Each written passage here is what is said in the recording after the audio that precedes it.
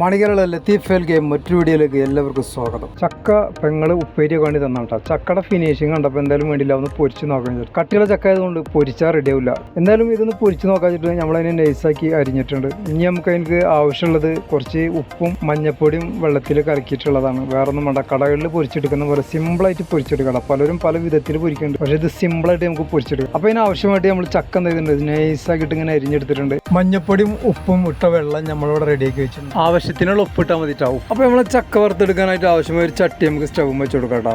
നമ്മൾ ചക്ക അരിഞ്ഞ് കഴിഞ്ഞാൽ കഴുകാനൊന്നും പാടില്ല കേട്ടോ. അരിഞ്ഞ പാട് നമ്മൾ എണ്ണ ചൂടായി കഴിഞ്ഞാൽ നേരെ എണ്ണയിലേക്ക് ഇടുക. ഏറ്റവും നല്ല വെളിച്ചെണ്ണയാണ്. വെളിച്ചെണ്ണ നമ്മൾ ടേസ്റ്റ് കൊടുക്കും. അപ്പോൾ നമ്മളിവിടെ ഉപയോഗിക്കുന്നത് ഓയിലാണ്. അപ്പോൾ നമ്മൾ എണ്ണ ഇവിടെ ചൂടായിട്ടുണ്ട്. ചൂടായിട്ടുള്ള എണ്ണയിലേക്ക് നമുക്ക് അരിഞ്ഞ് വെച്ചുള്ള ചക്ക ഇട്ട് കൊടുക്കാം. ഇനി എങ്ങനെ പൊരിക്കണം കൂടി നമുക്കൊന്ന് കാണാം.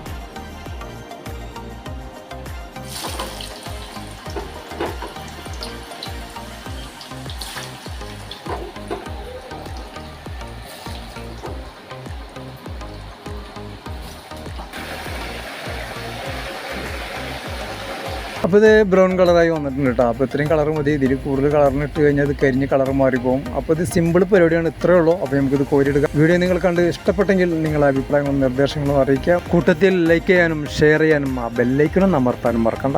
ഇനിയൊരു വീഡിയോ ആയിട്ട് കാണുന്നത് വരെ ഗുഡ് ബൈ.